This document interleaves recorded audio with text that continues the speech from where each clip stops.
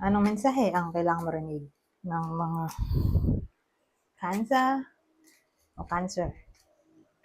sa buong buwan ng December 2024? Pwedeng nangyayari na to o mangyayari pa lang. Kung hindi man para sa inyo itong magiging reading, di baka para sa someone na malapit sa inyo o sa someone na kakilala niyo mismo. Baka may lumabas na gender mamaya, gawin nyo na lang energy, masculine at feminine energy. Pwede rin naman na huwag nyo na pansinin ang gender. Hindi ko masasabi kung anong magiging reading, kung positive ba o negative. Depende sa kung anong mapipick up kong energy. Walang masama kung panonoorin nyo ang sun, moon at rising sign ninyo kasi baka alin man sa mga yon ay mag-resonate na sa sitwasyon nyo. Aha. So ano to?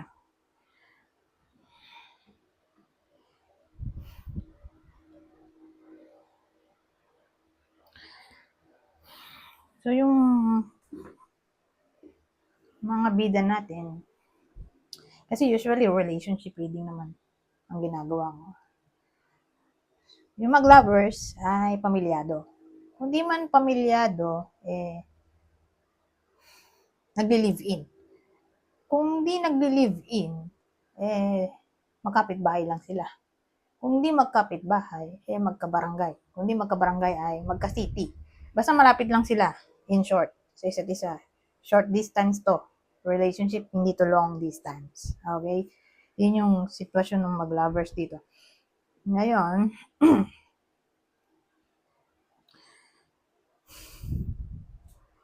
ano to? Ace of Wands.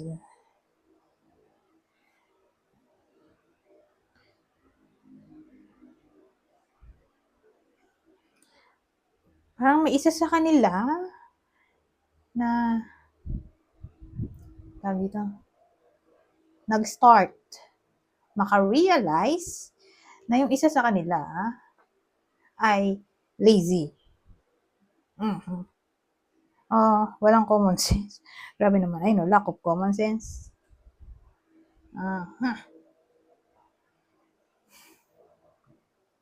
So, ibig sabihin, may isa sa kanila, sa dalawang to, na buwisit. Nowadays, hindi ko nga lang masabi kung sino sa ngayon dahil masyadong limited ang information na meron tayo sa ngayon. Pero base dyan sa apat na cards, may someone na parang nagmumuni-muni sa relasyon nilang dalawa.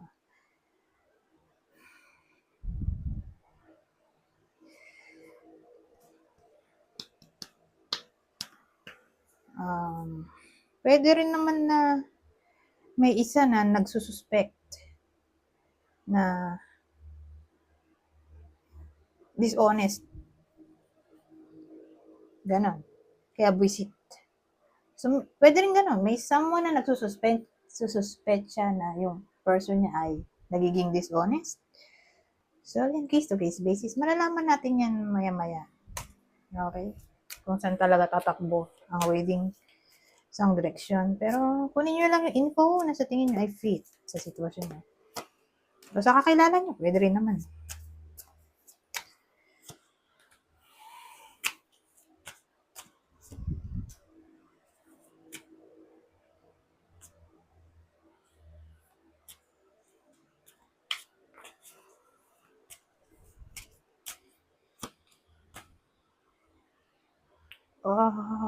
Teka, bakit ganun?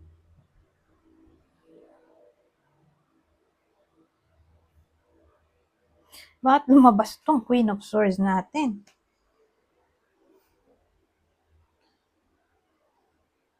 So ngayon, napapaisip ako, sila pa ba?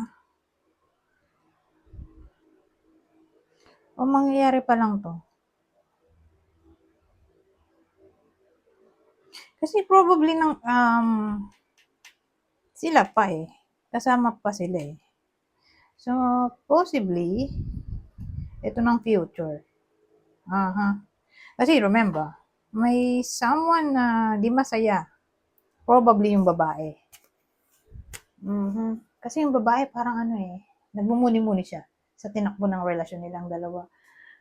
Tapos, napapaisip siya na worth it pa ba tong ganitong connection, relasyon? Kasi parang feeling niya siya lang yung nag-e-effort kasi yung partner niya feeling niya lazy o walang effort o gano'n. Feeling niya ba um, wala na siya nakikitang future sa connection na to dahil parang wala siyang nakikitang eagerness dun sa partner niya na mag-improve ang relasyon nila o hindi niya makita yung seriousness para ma-feel niya safe siya o committed yung partner niya. O pwede rin namang tulad nga ng sabi ko kanina, may someone, probably yung babae, siya yung nagsususpect. Tama ba? Suspect. Nagsususpect siya na ah, nagiging dishonest yung partner niya. Pwede rin ganun. Well, sa case na to kasi, eto, nag-reality check na kasi itong babae. Nag-reality check. Feeling niya,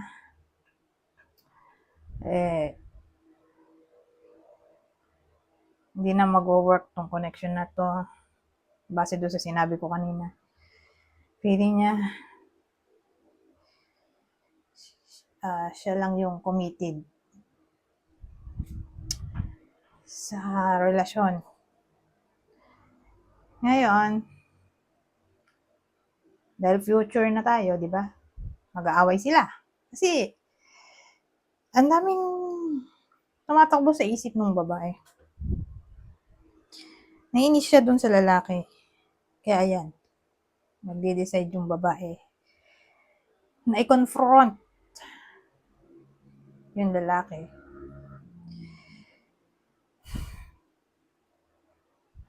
Pero iniisip ko kung hiwalay na ba. Hindi pa. Although, kwento. Ano pa lang siya sa akin. Ang dating i-voice out niya yung kanyang thoughts and feelings. Sasabihin niya lahat-lahat ng sama ng loob niya. Kaya sila mag-aaway dito.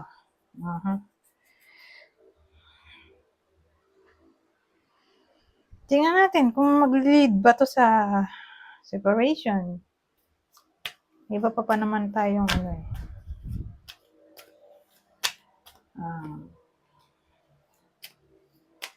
clue. Nahulog na to.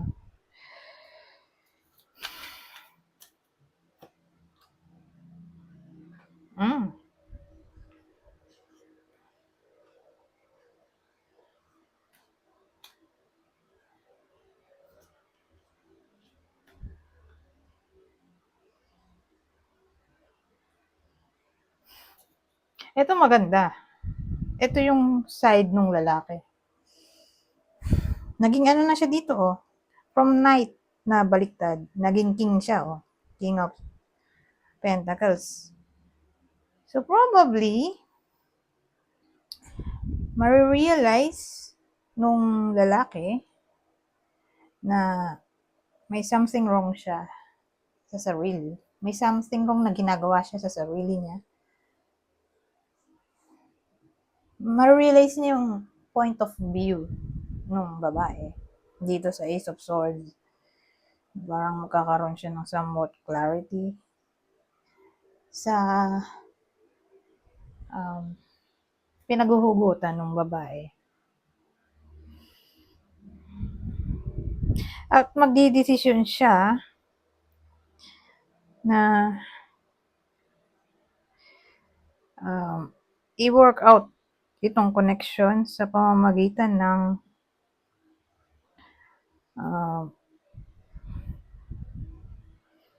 pagiging matapang na i-face ang kanyang fears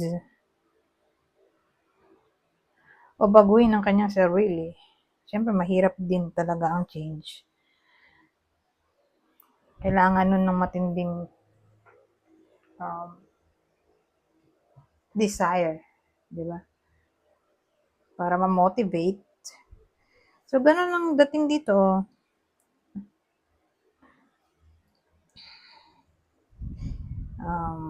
Dahil may away-away sila dito, ongoing battle weary.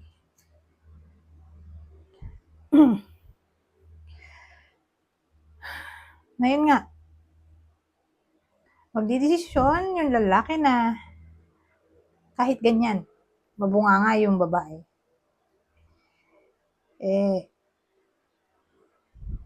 Mag-stick pa rin siya.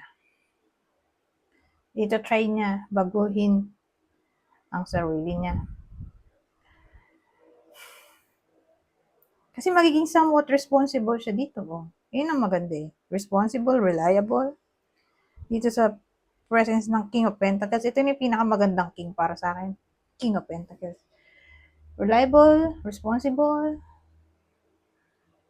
matured sa pag-handle ng problema. Ganyan ang dating.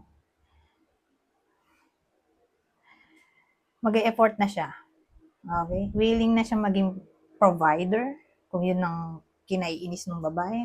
Kasi sabihin natin maliit sweldo, gagawa siya ng way para magkapera. Para mabigay ang kailangan niya ibigay. Di ba? Na sense of security sa pamilya o doon sa babae.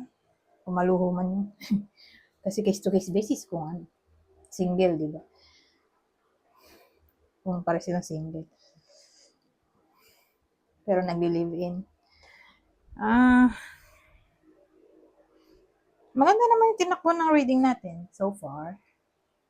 Kasi nag-evolve yung lalaki from baliktad na Knight of Pentacles, naging king na siya. So mag-end na ako dyan. At least, natauhan siya, di ba, yung lalaki.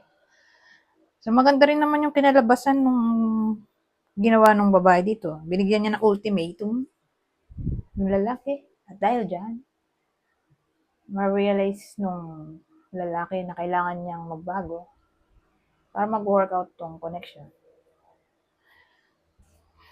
Ngayon, ito tayo dito. Ang masasabi nito. Extra message pa. Oh, moving in. Change of residence, moving in with your partner. Well, case-to-case basis.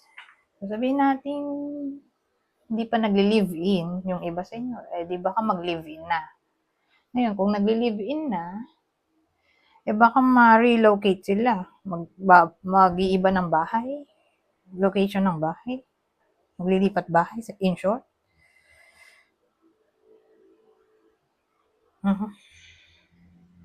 O bibili ng sariling bahay. So, yun, case-to-case basis.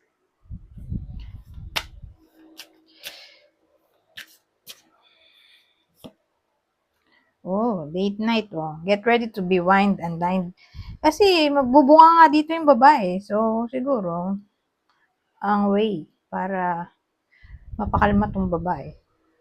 Ang maiisip ng lalaki ay i-treat siya sa labas. Kumain sila somewhere. Kasi yun lang din naman talaga ang isa sa way para mawala ang galit ng babae. Usually babae. Mas applicable yun sa babae kaysa sa lalaki. Paggalit. Okay? Paggalit, yun nga i-treat mo ng pagkain. Pero kung lalaki, paano mo mawiwin ang kanyang feelings gamit pagkain? Kung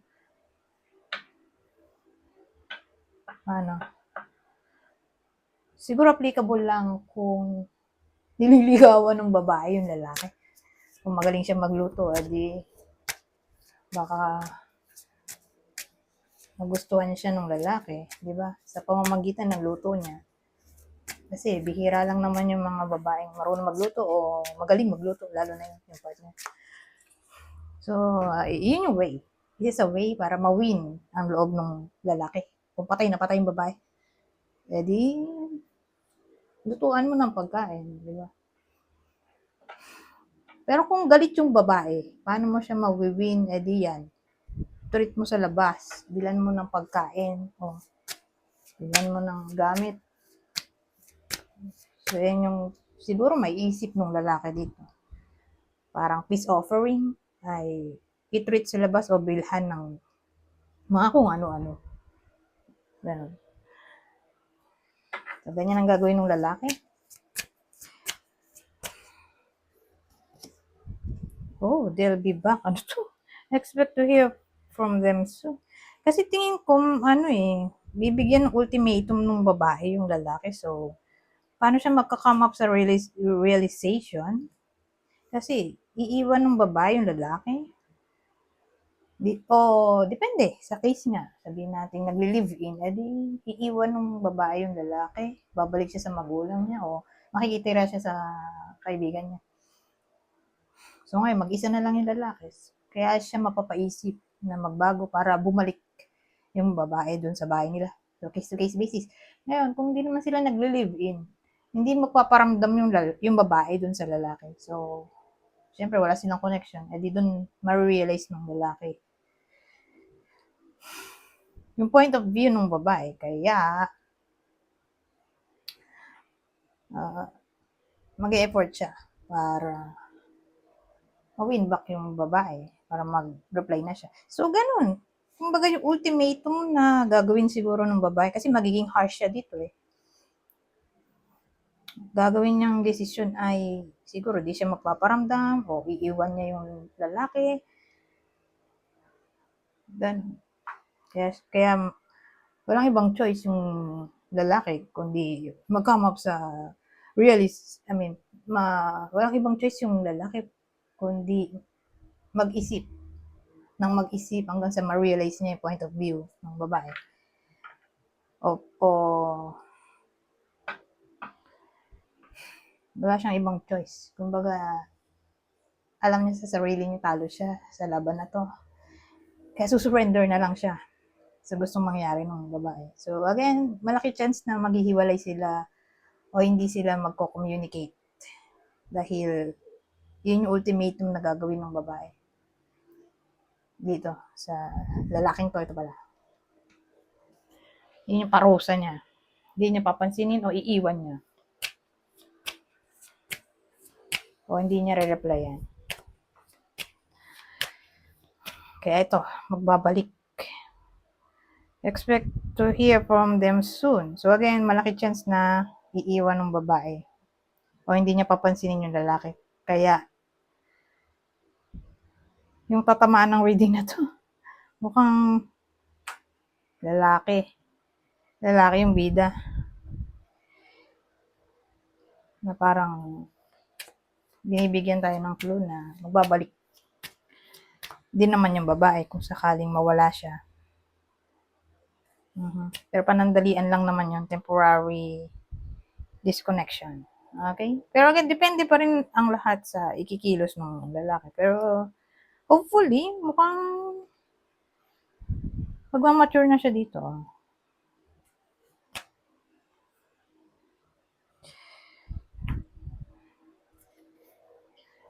Kaya maiiba ang takbo ng kapalaran in a way na magiging okay pa sila. Ulit.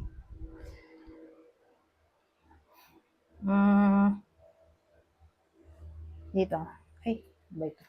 May isa pala. Saan yung isa? Ito. Ano pa masasabi nito?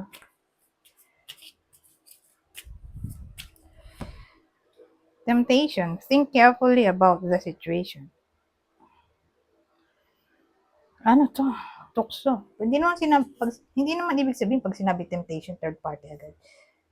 So, temptation siguro ng bad habits ay posible. Di ba? Kapag may problema ang tao, kung ano-anong may isip mo na hindi pwede o bawal, na natitempt ka na namang gawin.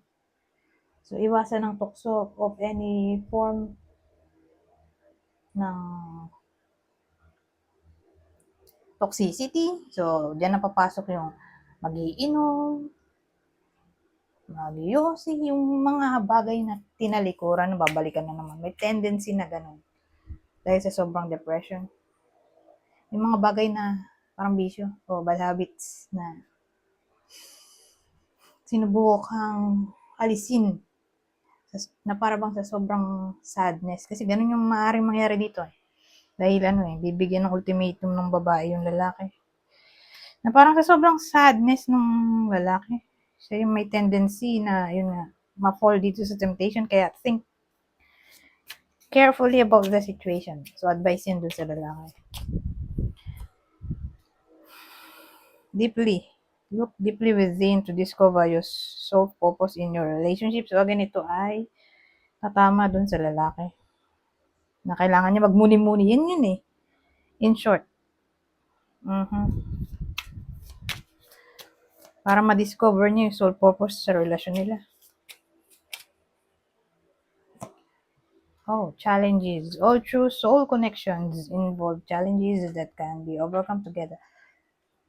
So, in short, lahat naman talaga ay dumaraan ng pagsubok, di ba? Pero,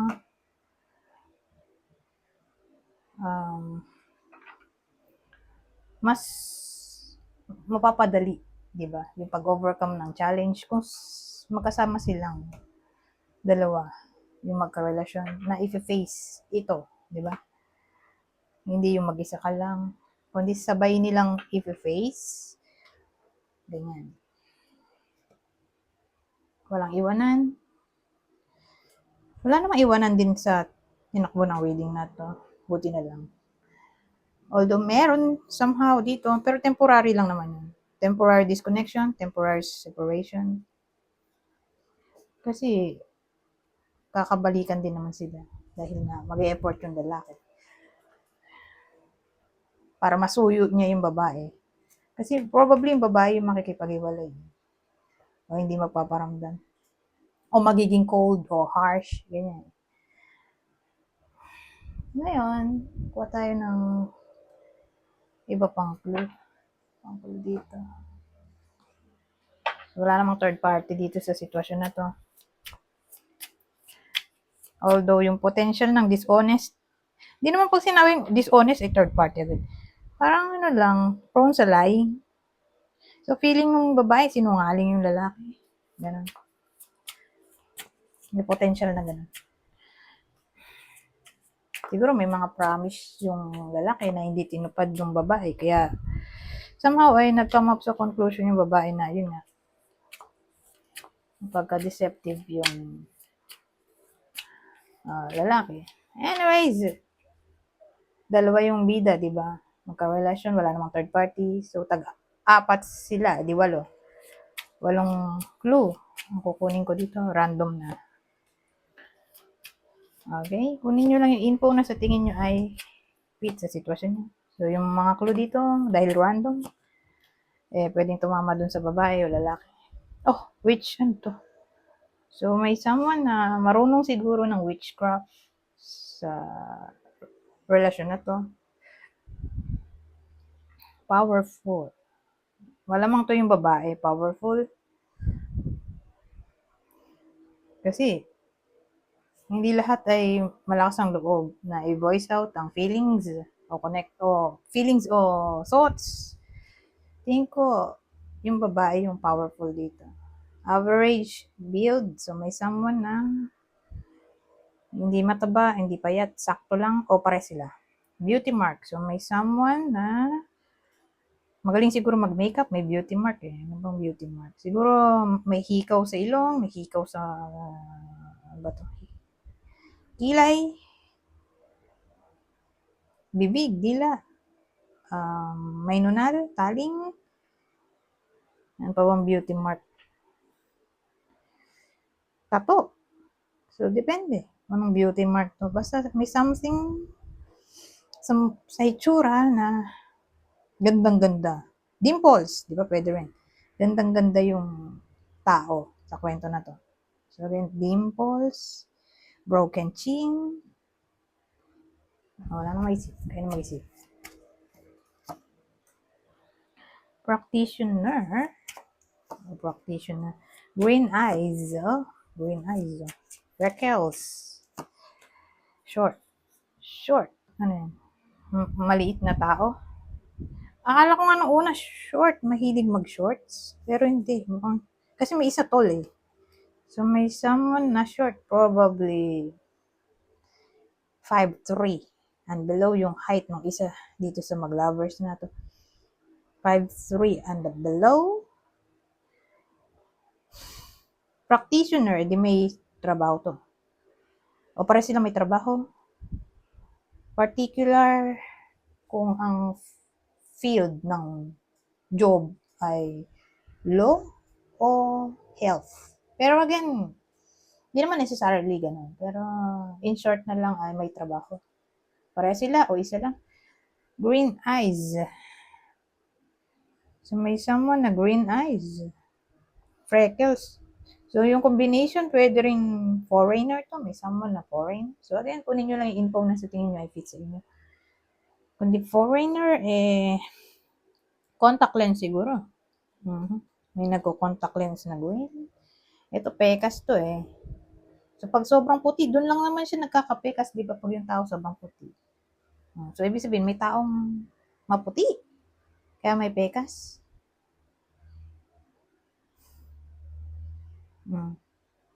Anyways,